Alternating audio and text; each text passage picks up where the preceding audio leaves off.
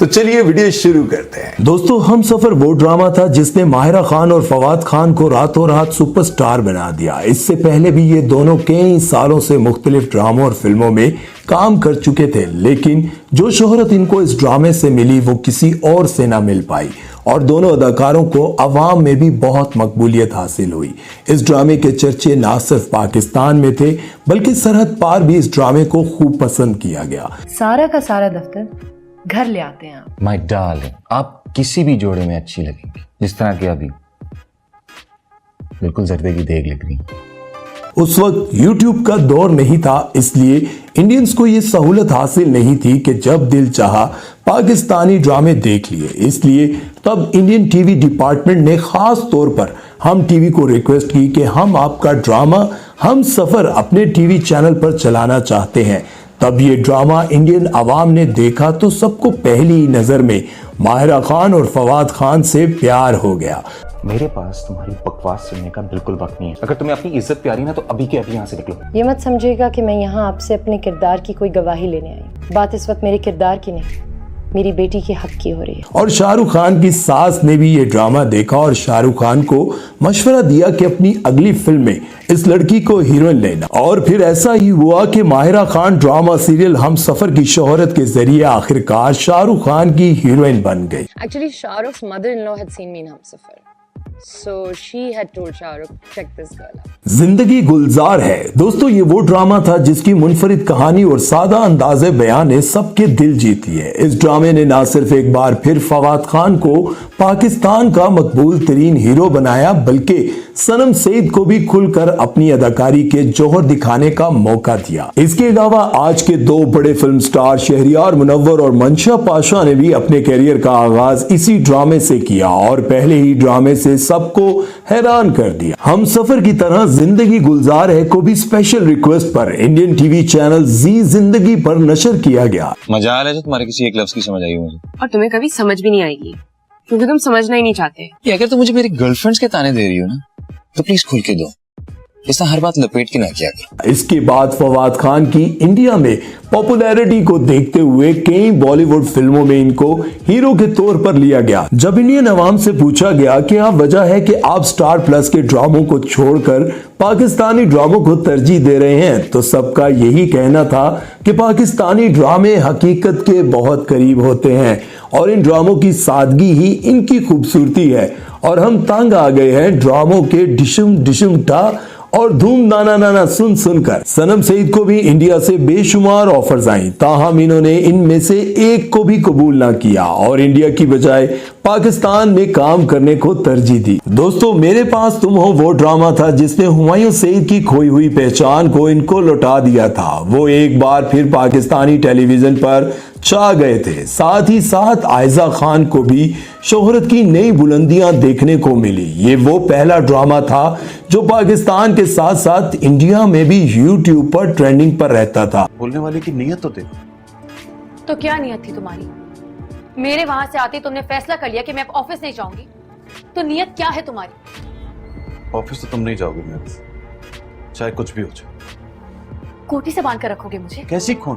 इस ड्रामे की वजह से ARY डिजिटल पाकिस्तान का सबसे पहला 10 मिलियन सब्सक्राइबर्स हासिल करने वाला चैनल बना। इस ड्रामे की वजह से खलील रहमान कमर को मिसाली शोहरत हासिल हुई और वो मगरूर से मगरूर तर होते गए। इस ड्रामे की मकबूलियत का अंदाजा इस बात से लगाया जा सकता है कि इसकी आखिरी किस्त को सिनेमा में चलाया गया और कई दिन पहले ही सारी टिकट्स बुक हो गई। इस ड्रामे के डायलॉग्स इंडिया में बहुत मशहूर हुए और खास तौर पर 2 टके की औरत वाला डायलॉग तो बेहद मकबूल हुआ और यहाँ तक कि इस ड्रामे को कॉपी करके इंडिया वालों ने नया ड्रामा बनाकर लगाया। देखने सुनने में बड़े इंटेलिजेंट बिजनेसमैन लगते हैं, लेकिन यहाँ भाव करते हुए आपने मुझे हैरान कर दिया। इस 2 टके की लड़की के लिए आप मुझे 50 मिलियन दे रहे थे। इस बात का ख्याल रखिएगा मिस्टर कपूर, जिस चीज की बोली आपने 10 करोड़ लगाई है ना, वो चीज तो कौड़ी की भी नहीं।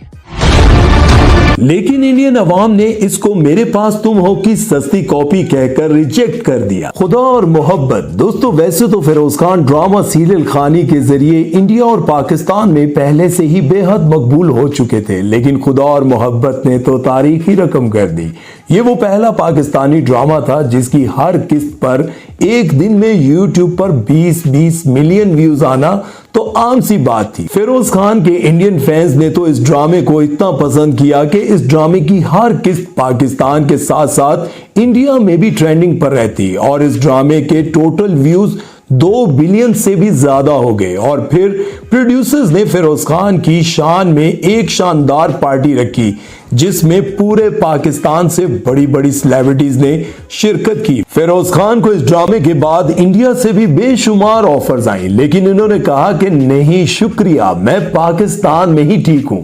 सोशल मीडिया पर भी हर वक्त बस खुदा और मोहब्बत ही ज़ेहरे बहस रहता। कुछ लोगों का यह भी कहना था कि इस ड्रामे की कहानी घिसी पिटी है, लेकिन इसको नापसंद करने वाले इसको देखते भी जरूर थे। और इस ड्रामे की मकबूलियत की इंतहा ये थी कि एक लड़का तो हकीकत में फिरोज खान वाला गेटअप करके अपनी नाकाम मोहब्बत के दुख में मजार पर जा बैठा। नेक्स्ट है ड्रामा सीरियल मेरे हमसफर। दोस्तों फरहान सईद के तो वैसे ही इंडिया में पहले से बेशुमार फैंस थे, क्योंकि इन्होंने माजी में कई साल इंडिया में गुजारे और बॉलीवुड की फिल्मों के कई गाने भी गाए। फरहान सईद की मेरे हमसफर में बेहतरीन रोमांटिक एक्टिंग को देखकर सभी इन पर लट्टू हो गए। ये सेटिंग तो कुछ न्यूलीवेड कपल्स के कमरे की सेटिंग नहीं लग रही।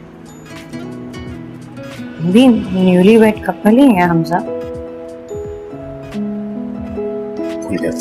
हानिया और इनकी जोड़ी को बेहद पसंद किया गया और ये ड्रामा इंडिया में भी ट्रेंडिंग पर रहता। फरहान सईद का अपने इंडियन फैंस के हवाले से ये कहना था कि इन्होंने इस ड्रामे को इतना प्यार दिया कि कभी अगर कोई YouTube पर इसकी किस्त लेट हो जाती तो इंडियन फैंस मेरे सोशल मीडिया अकाउंट पर आकर मुझे मैसेजेस करने लग जाते और फिर इन सबको मुझे तसल्ली देने के लिए पोस्ट लगानी पड़ती थी कि जरा सब्र करो। दोस्तों ड्रामा सीरियल तेरे बिन के तो क्या कहने, यमुना और वहाज की जोड़ी, इनकी केमिस्ट्री और इनके रोमांटिक सीन, इनकी नोक झोंक और इन सब चीजों ने तो सरहद पार भी सबके दिल जीत लिए। इस ड्रामे की हर किस्त इंडिया में ट्रेंडिंग नंबर 1 पर होती है। अब आप इसको वहाज की अदाकारी का जादू कहें या फिर यमुना की फैन फॉलोइंग, इस ड्रामे ने तो अगले पिछले सारे रिकॉर्ड ही तोड़ दिए। और ये कहना गलत ना होगा कि ये पाकिस्तान की तारीख का सबसे पॉपुलर ड्रामा है और इस ड्रामे की बदौलत यमुना और वहाज के तमाम इंटरव्यूज भी टॉप ट्रेंडिंग पर है। तो दोस्तों ये थे वो पाकिस्तानी ड्रामे जिन्होंने ना सिर्फ पाकिस्तान में बल्कि इंडिया में भी रिकॉर्ड तोड़ बिजनेस किया और इन्हीं ड्रामों में काम करने वाले फनकारों की अदाकारी को इतना ज्यादा पसंद किया गया कि इंडिया के डायरेक्टर्स ने अपनी फिल्मों के लिए इनको कास्ट किया और हमारे फनकारों ने वहां की फिल्मों में भी अपनी एक्टिंग का लोहा मनवाया और इंडिया में भी इनके लाखों चाहने वाले हैं। लेकिन बात यहां पर आज करने की यह है कि पहले जो ड्रामे बनते थे उनमें वल्गैरिटी, गंदे सीन्स, गंदी कहानियां नहीं दिखाई जाती थी, बहुत सोबर और सुलझी हुई कहानियां दिखाई जाती थी, ड्रेसिंग बहुत अच्छी होती थी। लेकिन आज के बहुत सारे ऐसे ड्रामे जिनमें बहुत ज्यादा वल्गैरिटी दिखाई जाती है, बहुत गंदे सीन्स दिखाए जाते हैं, बहुत ही बेहुदा कहानी होती है, लेकिन उसके बावजूद वो ड्रामे उस तरह का मकाम हासिल नहीं कर पाते जिस तरह का मकाम हमारे पहले ड्रामों ने हासिल किया।